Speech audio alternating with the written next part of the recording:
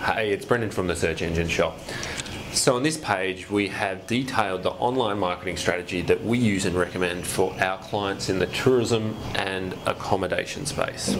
Now this is a long page, so first off, don't get scared off. Feel free to print it out and read it offline if you need to. Now the stuff on this page could easily be a 6 or a 12-month project in terms of implementation time, so don't be too hard on yourself. This stuff does take time. One single recommendation here could easily be a month project, so just keep that in mind as you're reading through.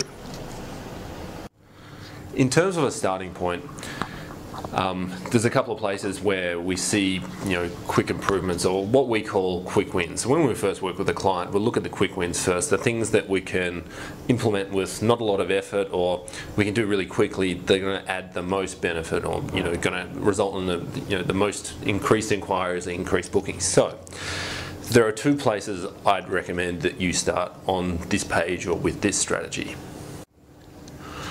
Number one, in today's world, people expect to be able to book your accommodation or whatever it is online. So if you do not have the ability to take bookings or take credit cards through your website, I'd say that's probably the first place to start, and probably the most important out of any of the action items on here. And it's only going to get more important over time. For me, when I'm looking for accommodation, when I'm looking for something tourism related, I'm ready to buy right then. If I see something that I like, I'm happy to get out the credit card and book or buy it right there on the spot. So it'll be the same for a lot of people heading to your website. If you don't have that ability right now, you're actually losing sales. So there's a couple of really easy ways to get started.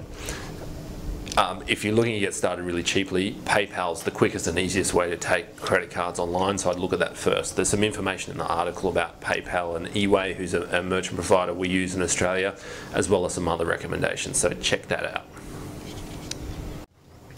So the second thing I'd look at, or if you can take credit cards already, the place to start would be looking at the photography and the images you use on your website. So stock photography is out, I'll just say that now. That's old style. People don't resonate, they don't feel a real connection with stock photography, and it's been done to death. So it really does feel fake on your website. So I'd urge you to get rid of all stock photography and make sure you have professional grade photos on your website. So we see a lot of clients who want to look at doing a redesign, so their site might be 5 years old, it's getting quite dated. So before looking at a redesign, I would suggest that you look at upgrading the quality of the photos, making sure that they're high resolution, that they're good quality, they're taken in professional fashion. It's actually quite hard to take a good quality photo, particularly of hotel rooms and the inside of buildings. So that would be the first place I'd start if you can take bookings online. I would urge you to use a professional photographer instead of trying to do it yourself. They're actually really cheap, they're not as expensive as you'd probably expect. Now on this page there are some links to our photography partner in Perth, Western Australia, the guys at Photography Project.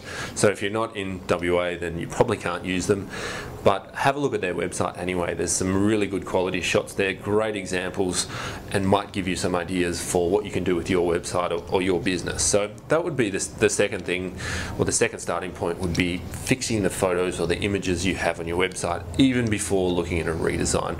Now keep in mind that you can use the photos in a lot of different places. So it's not just your website where you can use the photos, you can use them on other booking engines. If you're on TripAdvisor or Agoda or other places like that, you can use the photos there, and you can actually use them in brochures and in offline marketing material as well. Okay, that's it. Hope you get something good out of this page or out of this strategy. There is a comment section at the bottom of the page, so if you have any feedback, I would love to hear it. And if you need any help with the implementation or have any questions, there's also a link to our Contact Us page, so shoot me an email if you need any help.